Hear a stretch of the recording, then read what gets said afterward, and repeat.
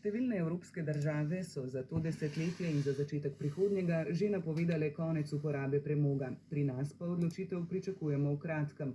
V strategiji za izstop iz premoga, ki bo kmalu prišla v javno obravnavo, so sicer predvideni trije mogoči scenariji zaprtja termoelektrarne Šoštanj, in sicer v letu 2033, 2038 ali 2042. A po naših informacijah se vlada o tem že pred javno obravnavo odloča prav te dni, razprava pa je burna.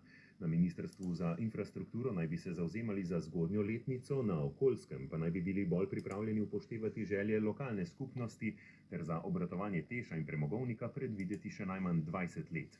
A ne glede na to, za katero leto se odločimo, bi bilo smiselno čim prej začeti prestrukturiranje regije. Erna Strniša.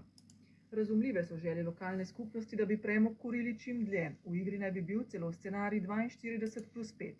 A zaprtje Teša bo odvisno tudi od evropskega trga z elektriko in emisijskimi kuponi in lahko se zgodi, da bomo vanj prisiljeni predčasno. Jernej Stritih, ki je sodeloval pri pisanju okoljskega poročila, poudarja, da je čim prej treba začeti izvajati ukrepe za prestrukturiranje, ne glede na to, kjer datum je končno izbran, je neka določena nepredvidljivost pri tem, kdaj bo dejansko potem prišlo do zaprtja. Skrajno podaljšanje obratovanja torej morda ni tako prijazno do lokalne skupnosti, kot se zdi, lahko pa odnese tudi evropska sredstva za prestrukturiranje. Kot opozarja okoljevarstvenik Tomislav Tkalec iz društva Fokus, jih velja porabiti v tej perspektivi. Za predvideti je, da bo Evropa v naslednji finančni perspektivi se ukvarjala z drugimi problemi, zato bo večina premogovnih regij torej do takrat že imela izvedeno večino projektov transformacije. Stritih pa opozarja še na socialni vidik. Večina rudarjev naj bi se upokojila tam sred 30 let.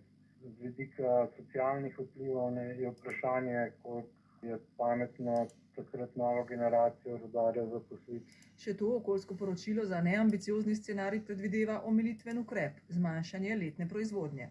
A vprašljivo je, ali je sploh izvedljiv, pravi Tkalec. Predpostavimo, da Teš denimo 100 dni v letu ne bi obratoval.